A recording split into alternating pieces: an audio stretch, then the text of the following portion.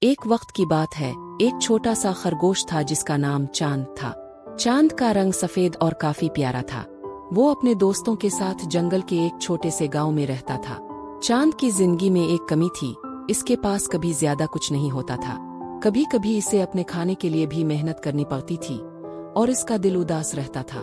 ایک رات جب چاند اپنی کھوٹی کے پاس بیٹھا تھا، اس نے دیکھا کہ ایک چھوٹا سا جگنو فائر فلائی اس کے ارد گرد الفانے لگا۔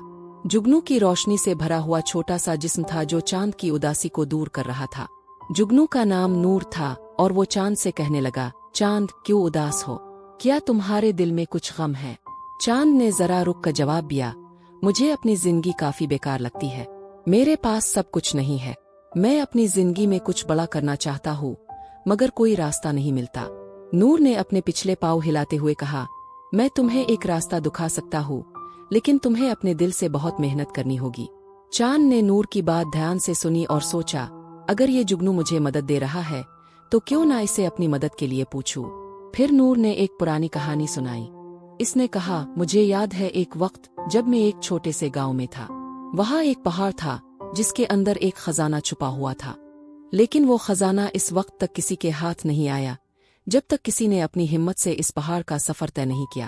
چاند کو یہ بات سمجھ آئی۔ اس نے سوچا کہ اگر کوئی اپنے خواب کو پورا کرنے کے لیے محنت کر سکتا ہے تو وہ بھی کر سکتا ہے۔ اس نے اپنی طاقت جمع کی اور نئے حوصلے کے ساتھ اپنا سفر شروع کیا۔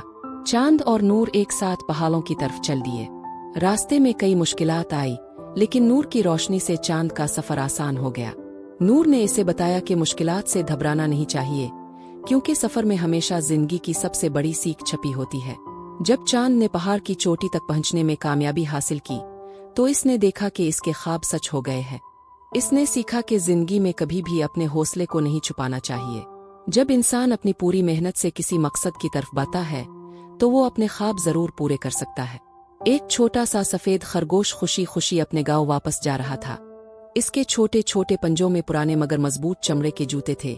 اس کا نرم سفید فر خوشی سے لہرا رہا تھا اور آنکھوں میں روشنی جگمگا رہی تھی۔ اس کے ساتھ ایک ننھا سا رنگ برنگا جگنو الفا رہا تھا جس کے نازک پروں سے روشنی نکل رہی تھی اور زمین پر سنہری روشنی بکھر رہی تھی۔